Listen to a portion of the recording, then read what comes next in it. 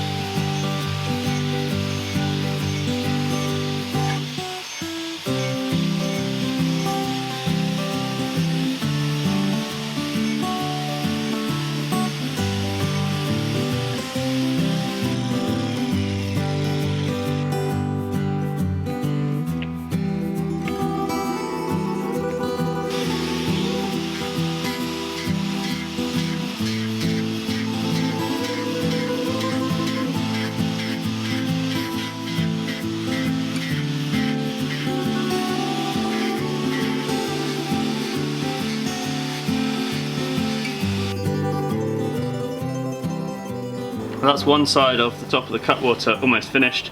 We've got it pretty close to the line. I'll do the very final shaping probably after all the planks are on.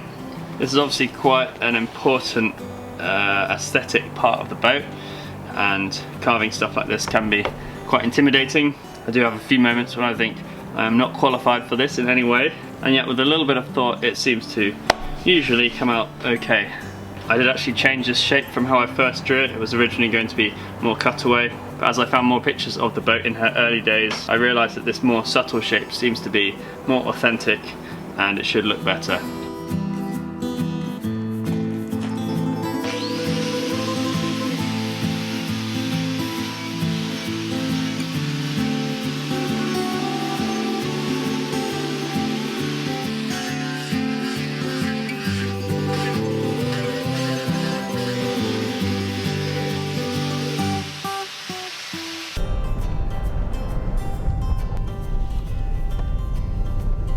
So I talked a little bit in my last video about deck beam timbers and trying to decide which timber to use.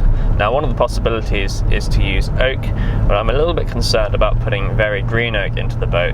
So today I'm taking a trip up to Bellingham where I'm going to have a look at a very interesting boat which might help me to make that decision.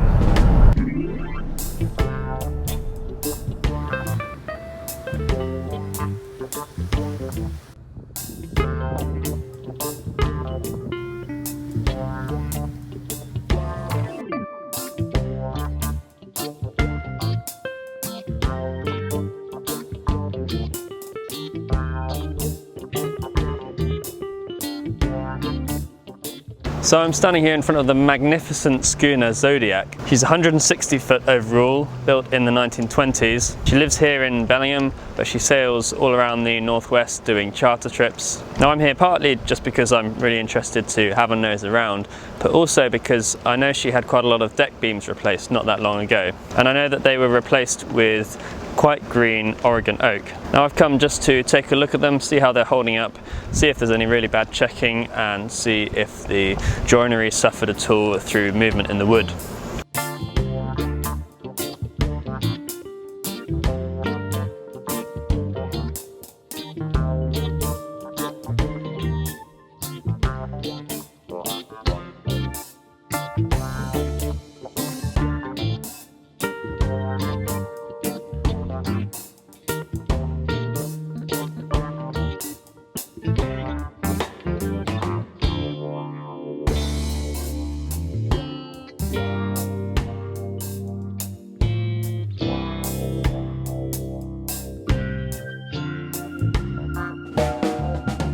As you can see, she's a beautiful boat inside and out, and we did see some quite large checking in the deck beams there, and some of the joinery had opened up a bit. I want to make it clear that this is not a structural issue, especially on a boat of this size with scantlings as large as she has. It's purely an aesthetic thing. It's just an interesting reflection on how this green Oregon oak behaves, and in some ways it actually adds to the authenticity of this vessel. Green oak timbers were often put into new boats when they were built in this sort of era, and generally you look in a lot of old boats, you'll see checking and joinery that's opened up, especially in the deck structure.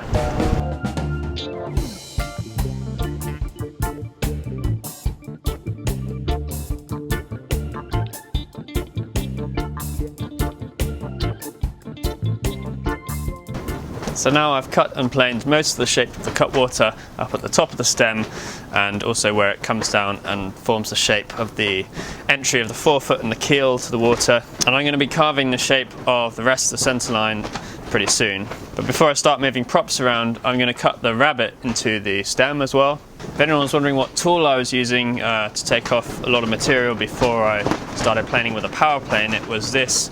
It's an Arbotech turbo plane wheel on a Makita grinder.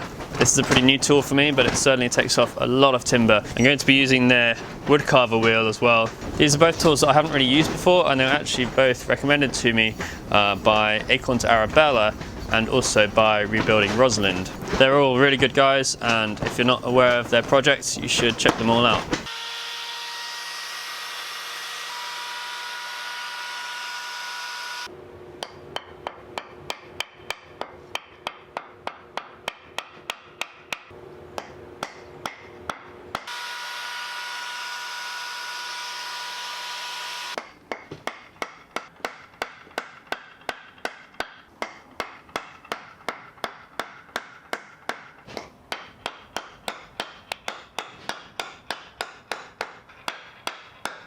So using this Arbotech sort of wood carving blade disc thing was pretty interesting, and certainly takes out a lot of material very quickly, but it's a little bit inaccurate for what I'm doing here, so I'm going to go back to using good old-fashioned circular saw to rough out the rest of the rabbet, accompanied by a chisel. Now, it should be pointed out here that I'm only roughing out the rabbet. What I'm doing is really quite unscientifically just hacking away and taking out the bulk of the material. As I fare the frames in later, I'll be using battens, I'll be trimming the frames a little bit, and I'll be trimming the rabbet much closer to how it's going to be finally then. So I'm leaving about 1/4 of an inch, maybe a little bit more, both on the inside of the rabbet and on the front of the rabbet.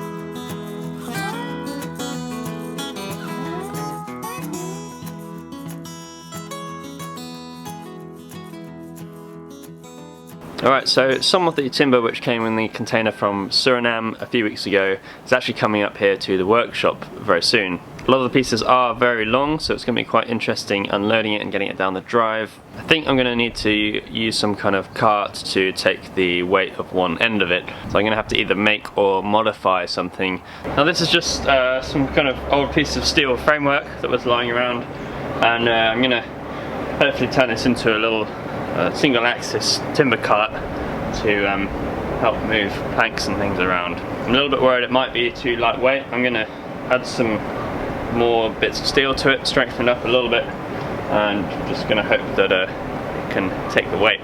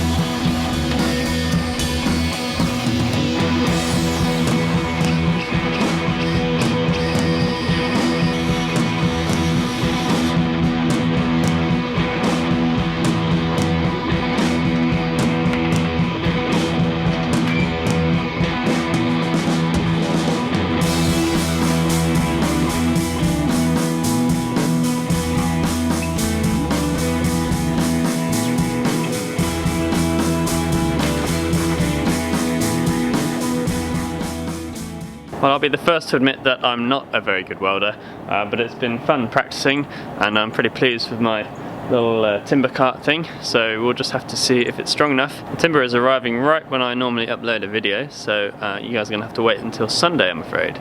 But you'll know that by now, I guess.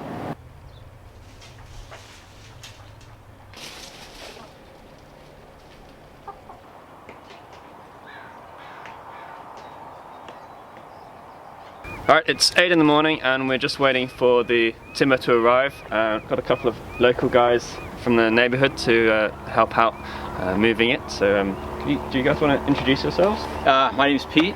I live about a block away from Leo. I'm Cody. I live just on the other side of Port Angeles. Thank you guys for coming along. Yeah, you're welcome. Anytime. You see how you feel in about 2 hours.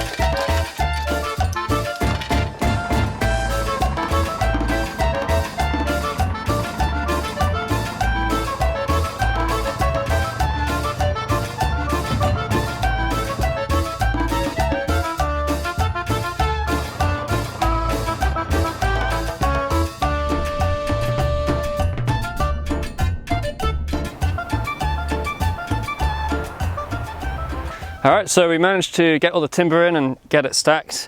This is stock for the beam shelves and the stringers, and then some planking stock and a bunch of other smaller stuff for interior work eventually. Getting it in here was not as difficult as I'd feared. The little truck thing that I made turned out to work pretty well, so that's great. And big thanks to Eden Saw for delivering it and to the guys for helping out. That's all we've got time for right now, so thanks a lot for watching, and a massive thank you to everyone who's donated or otherwise supported the Tallyho project. It makes a huge difference, and it means I'm able to take the time to make and edit these videos, so I really appreciate it. I'll see you next time. Cheers.